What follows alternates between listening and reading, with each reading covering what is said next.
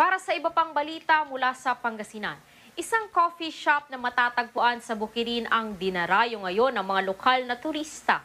Kinagigiliwan ito hindi lamang ng nature lovers, pati na rin ang mga mahilig mag-selfie. Silipin natin ang detalye ng report na ito mula kay Grace Bermal.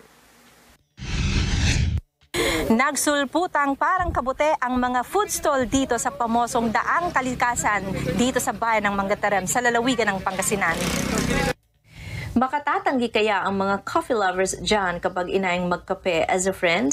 What more pa kaya if ang coffee talk ay sa gitna ng bukid? Opo, tama ang narinig nyo, sa gitna ng bukid kung saan ito rin ang Daang Kalikasan Entrance Road kaya doble ang excitement at adventure.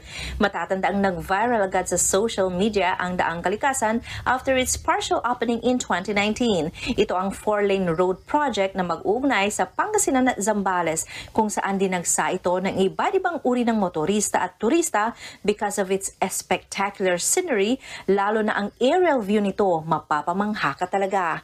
Ang mag-asawang Maui Rilliorta at Rosel May Benedito ang isa sa mga nagmamay-ari ng food business na dinarayo ng mga nature at food trippers. At ito ang coffee shop na pinangalan ng Agkapita na galing sa Ilocano word na ang ibig sabihin ay, tara, kape tayo.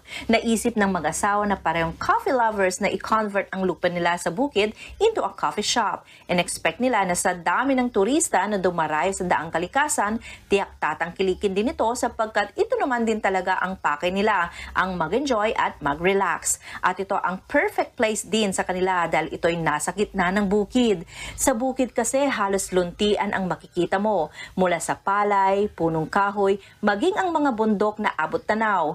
Green symbolizes freshness, tranquility, and vitality. Kahit habang sariwang hangin din ang iyong malalanghap, the color induces calmness because green is believed to be the most relaxing color for the human eye to see. Kahit isinara muna ang pamosong Daang Kalikasan for security reasons, dinadagsa pa rin ang nasabing lugar. Hindi ka uuwing hindi makapag-selfie o makigroupie lalo't patok sa kapihan ang 100-meter boardwalk kung saan ito ang favorite spot. At dahil na rin sa pandemic, 18 years old pataas ang pwedeng pumasok at striktong ipinatutupad ang health at safety protocols. Kaya't ano pang hinihintay? Tara, kape tayo! Mula dito sa Pangasinan para sa Eagle News, ako si Grace Bermal. We live in interesting times.